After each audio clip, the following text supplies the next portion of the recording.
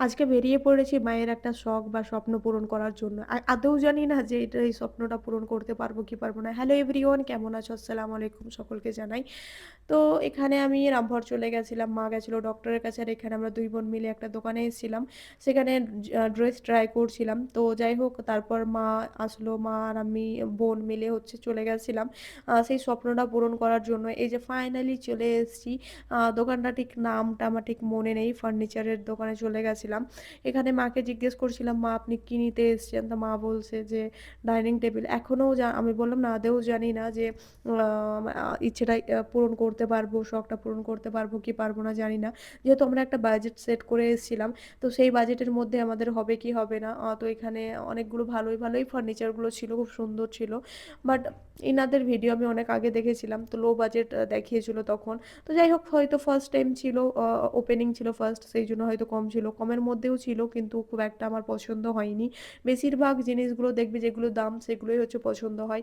তো এখানে সবগুলো দেখার পর আমাদের মনটা ভেঙে গেল, মায়ের শখটা পূরণ করতে পারলাম না। তো কি আর বলবো, যেগুলো পছন্দ হচ্ছিল সেগুলো অনেক বাজেটের বাইরে। তো আমি ভেবেছিলাম ইএমআই এ নেবো একটা, কিন্তু আমার ইএমআই এ নিতে খুব মানে ভালো লাগে না, কারণ একটা চাপ পড়ে যায় এক্সট্রা। তার জন্য আমরা ভাবছিলাম, একদম নিরাশ হয়ে মা নিরাশ হয়ে চলে আসলাম। তারপরে ভিটুতে গেলাম, একটা আমার বন্ধুর বাচ্চা হয়েছে, তাকে একটা কিছু দেওয়ার জন্য এখানে একটা ড্রেস নিচ্ছিলাম, আর এখানে সোয়েটারগুলো ট্রাই করছিলাম। তো তোমরা জানতে চাইবে যে ডাইনিং টেবিলটা নেওয়া হয়েছে কি হয়নি, কিন্তু হয়নি। এবার নেক্সট পার্ট আসবে, সেটাতে নিয়েছিলাম কি নিইনি। আরও একবার ট্রাই করেছিলাম, গেছিলাম আমরা।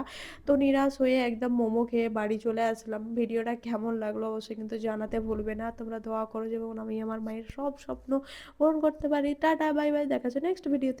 আমি কি আমার মায়ের শখটা পূরণ করতে পারলাম? তো পার্ট 2 নিয়ে চলে এসেছি। হ্যালো এভরিওয়ান, কেমন আছো? আশা করছি ভালো আছো। এখানে আমি শ্রীলেদার্সে চলে গেছিলাম অনেক দিন পর।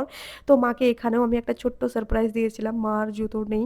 তো আমি শ্রীলেদার্সে ঢুকলাম, মা মনে করছে আমাদের জন্য জুতো নেব, কিন্তু মায়ের জন্য নিলাম। মা এখানে অনেক খুশি হয়েছিল, মাকে দুটো জুতো কিনে দিয়েছিলাম, তো অনেক খুশি মা। তো যাই হোক, আবার সেম জায়গাতে আমরা পৌঁছে গেলাম যেখান থেকে আমি শুরু করেছিলাম ভিডিওটা। আমাদেরকে ঘুরে যেতে হয়েছিল, আমাকে খুব খারাপ লেগেছিল সেদিন আমার মায়ের স্বপ্নটা আমি পূরণ করতে পারিনি। মানে অনেক আলোচনা করে ডিসিশন নিলাম যে ঠিক আছে চলো ওটাই নেওয়া যাক। তো এখানে চলে যাওয়ার পর দেখি হচ্ছে আমরা যেটা পছন্দ করেছিলাম সেটা নেই, মানে নেই বলতে হচ্ছে টেবিলটা আছে, চেয়ারটা হচ্ছে চেঞ্জ হয়ে গেছে।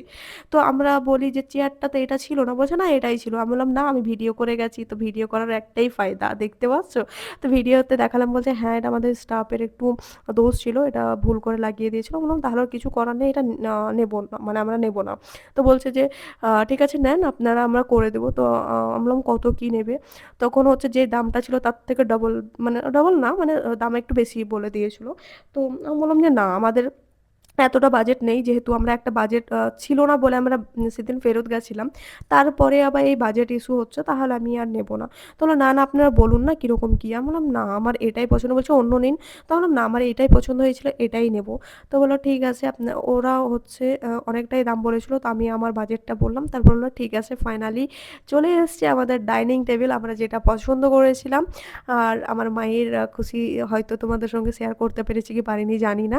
এখানে তো আমার মা তো অনেক খুশি ছিল। এখানে আমরা এখানে আমাদেরকে দিয়ে গেল, তারপর আমরা এখানে বোন আর আমরা মিলে এখানে আব্বা সবাই মিলে সেট করছিলাম। আমার মা তো আলহামদুলিল্লাহ অনেক খুশি, আমার মায়ের স্বপ্নটা পূরণ করতে পেরেছি।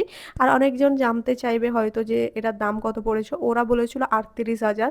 তো আমরা বলছিলাম কোনো দিনও পারবো না, ওরা লাস্ট 35 বলেছে, আমি কিন্তু 32-এ রাজি করেছি, তো 32,000 পড়েছে।